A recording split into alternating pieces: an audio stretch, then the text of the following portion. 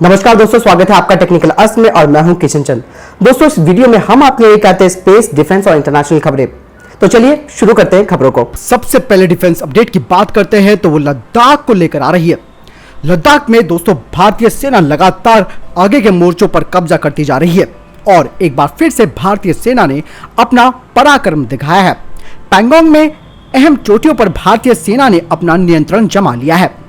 भारतीय सेना ने फिंगर 4 की कई महत्वपूर्ण चोटियों को अपने नियंत्रण में ले लिया है। फिंगर 4 पैंगोंग झील के दक्षिण किनारे में स्थित है। अब भारतीय सेना फिंगर 8 तक मजबूत स्थिति में है। हालांकि चीन की सेना ने अभी भी फिंगर 4 पर अपनी मौजूदगी को कम नहीं किया है, लेकिन भारतीय सेना ने अहम चोटियों पर कब्जा जमा लिया है। भारतीय सेना अब चीन की गतिविधियों पर आसानी से नजर रख सकती है। साथ ही भारतीय वायुसेना ने LAC के पास बनी हवाई पट्टियों और हेलीपैड का निरीक्षण भी किया है। आपात स्थिति में इनका इस्तेमाल किया जाएगा। LAC पर तनाव को लेकर भारत और चीन के बीच 4 घंटे के ब्रिगेड कमांडर स्तर की बातचीत भी हुई। बातचीत के बाद दोनों पक्ष किसी नतीजे पर नहीं पहुंच पाए। यही नहीं, आपको बता दें कि इससे पहले 8 सितंबर को चीनी सैनिकों ने मोटर बोट्स पर सवार होकर पैंगोंग झील के पश्चिमी किनारे के रास्ते भारतीय सीमा में घुसपैठ करने की कोशिश की, लेकिन भारतीय सैनिकों को देखकर वापस लौट गए। इससे एक दिन पहले ही चुशुल पर मुखपरी पहाड़ पर कब्जा करने के लिए चीनी सैनिक आए थे, लेकिन भारतीय सैनिकों ने उसे वापस खदेड़ दिया। आपको बता दें कि चीन लगातार, जिस तरीके से मैंने बताया कि 50,000 सैनिक उसने वहां पर तैनात किए हैं और मिसाइलों को भी तैनात किया है, ऐसे में भारतीय सेना किसी भी गतिरोध से लड़ने के लिए पूरी तरह से तैयार बैठी हुई है।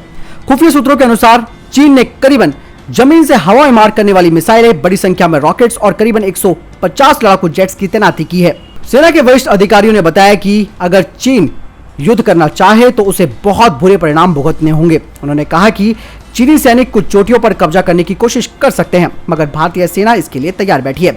स्थानीय स्तर पर भारतीय कमांडरों को अपने हिसाब से कार्रवाई करने की पूरी छूट है। हालांकि आज बैठक होने वाली है दोनों देशों के विदेश मंत्रियों की मॉस्को में, और इसके बाद देखा जाएगा कि क्या बॉर्डर में टेंशन कम होती है या नहीं होती है, और अगर यहाँ पर जवाब नहीं आता तो आप समझ सकते हैं कि युद्ध होना तय है। यानी कि दोस्तों, यहाँ पर भारत की सेना लगातार स्थिति का जायजा ले रही है। भारतीय वायुसेना भी यहाँ पर अलर्ट मोड पर है और जिस तरीके से चीन ने फिंगर 4 पर कब्जा किया हुआ है और वहां पर अपने रणनीतिक बेस बनाए हैं, लेकिन अब भारत ने उसको चारों तरफ से घेर लिया है और भारत ने कह दिया है कि अगर चीन रेड लाइन को क्रॉस करता है तो चीन रिटेलिएट करे ना करे, लेकिन भारतीय सेना को वहां पर खुली छूट दे दी है कि भारतीय सेना तुरंत चीन पर फायर ओपन कर देगी। अगली खबर की बात करते हैं तो दोस्तों, आज का दिन काफी महत्वपूर्ण रहा क्योंकि 5 राफेल विमानों को भारतीय वायुसेना में फाइनली इंजेक्ट कर दिया गया है। और ऐसे में भारत के रक्षा मंत्री राजनाथ सिंह, फ्रांस की रक्षा मंत्री फ्लोरेंसा पार्ली इस उद्घाटन समारोह के गवाह बने। आपको बता दें कि फ्रांस की रक्षा मंत्री ने कहा कि भारतीय वायुसेना के बेड़े में राफेल विमानों के शामिल होने के बाद भारत को अपने लोगों की रक्षा करने में समूचे क्षेत्र में बढ़त मिलेगी। साथ ही उन्होंने कहा कि भारतीय वायुसेना को 36 राफेल विमानों की आपूर्ति करने वाले कार्यक्रम के कई मायने भी हैं।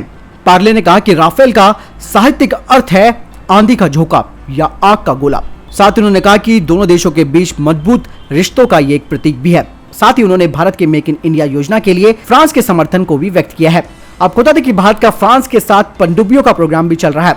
ऐसे में फ्रांस की कई कंपनियां और डिजाइन कार्यालय अब भारत में स्थापित हो गए हैं। आपको बता दें कि वहीं इस मौके पर RKS भदौरिया जी ने कहा कि राफेल जहां भी और जब भी तैनात होगा वो दुश्मनों पर भारी पड़ेगा। उन्होंने कहा कि मौजूदा सुरक्षा परिदृश्य को देखते हुए राफेल को वायुसेना में शामिल करने का इससे ज्यादा उपयुक्त समय नहीं हो सकता है। बता दें कि चीन के साथ गतिरोध है और 5 लड़ाकू विमानों को अंबाला एयरबेस पर औपचारिक रूप से शामिल कर लिया गया है। दोस्तों, आपको बता दें कि इस सेरेमनी में केवल फ्रांस के राफेल जेटों ने करतब नहीं दिखाया, बल्कि भारत के स्वदेशी लाइट कॉम्बैट एयरक्राफ्ट LCA तेजस ने भी अपना उम्दा प्रदर्शन करके यहां पर दिखाया। यानी कि दोस्तों, भारत ने फ्रांस के साथ साथ अपने स्वदेशी प्रोग्राम के तहत विकसित किए जा रहे LCA तेजस का भी प्रदर्शन किया और साफ तौर पर यह दिखाया कि भारत भी कम नहीं है किसी से।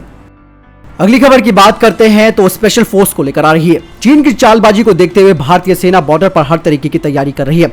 लद्दाख सीमा पर चीन लगातार घुसपैठ करने की कोशिश कर रहा है। इस बीच भारतीय सेना ने अब बॉर्डर पर ऐसी फोर्स को तैनात कर दिया है जो ऊंचे पहाड़ वाले इलाकों में युद्ध लड़ने में सक्षम है। डिफेंस सोर्सेज के माने तो लद्दाख में पैंगोंग इलाके के पास कई ऐसी जगहें हैं जहां पूरी तरह से पहाड़ी वाला इलाका है, जिन पर चीन कब्जा करने की कोशिश कर रहा है। यही कारण है कि ऐसी स्पेशल फोर्स की वहां पर तैनात की गई है।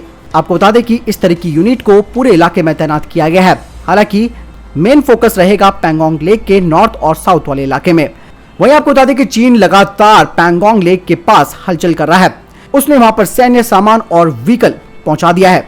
यही नहीं, कुछ हिस्से में चीन ने काफी बड़ी संख्या में युद्ध का सामान इकट्ठा कर रखा है। अगर पैंगोंग लेक के पास की बात करें तो चीन के सैनिकों की संख्या 50,000 तक पहुंच रही है। यही कारण है कि भारतीय सेना पूरी तरह से अलर्ट मोड पर काम कर रही है।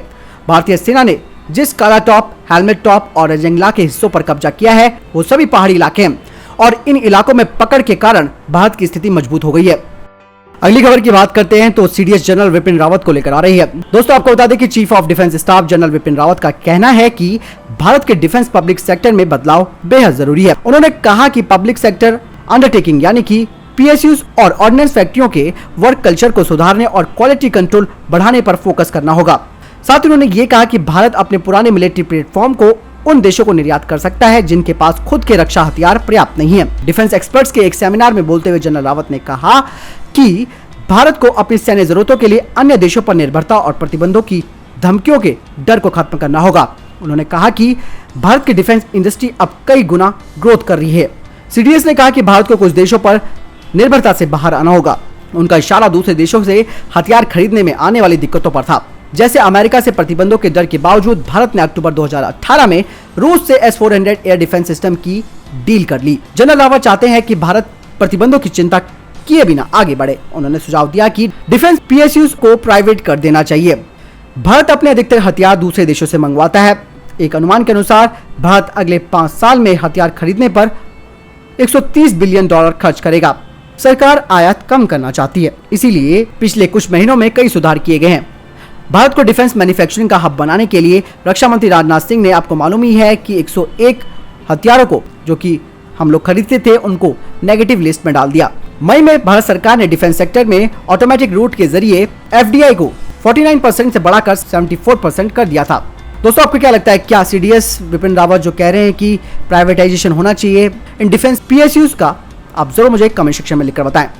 अगली महत्वपूर्ण खबर की बात करते हैं तो भारत और जापान के रक्षा सहयोग को मजबूत करने को लेकर आ रही है। दोस्तों भारत और जापान दोनों ही चीन के दुश्मन हैं और अब भारत और जापान ने दोनों देशों के सशस्त्र बलों के बीच आपूर्ति एवं सेवाओं के आदान प्रदान के लिए एक समझौते पर हस्ताक्षर किए हैं। रक्षा मंत्रालय के प्रवक्ता ने बताया कि रक्षा सचिव अजय कुमार और जापानी राजदूत सुजुकी सतोशी ने इस समझौते पर हस्ताक्षर किए हैं। अधिकारियों ने बताया कि इस समझौते से दोनों देशों की सेनाएं, सूचना के आदान प्रदान और दोनों देशों के सशस्त्र बलों को एक दूसरे की सैन्य सुविधाओं का इस्तेमाल करने की सुविधा दी जाएगी। साथ ही यह भी कहा गया है कि ये समझौता भारत और जापान के सशस्त्र बलों के बीच द्विपक्षीय प्रशिक्षण गतिविधियों के साथ ही सेवाओं और आपूर्ति के आदान प्रदान के लिए निकट सहयोग की एक रूपरेखा को सक्षम बनाता है। दोस्तों अगर आपका वीडियो संबंधित कोई प्रश्न या आपका कोई जवाब है जरूर हमें कमेंट बॉक्स पे लिख के बताएं। साथ ही दोस्तों चैनल को सब्सक्राइब करना ना भूलें और वीडियो को लाइक और डिसलाइक करना भी नहीं। धन्यवाद दोस्तों अपना कीमती वक्त हमें देने के लिए। टेक्निकल अस्त्र को सब्सक्राइब करें और बेल आइकन दबाएं और हमारे वीडियोस की लेटेस्ट जानकारी पाएं।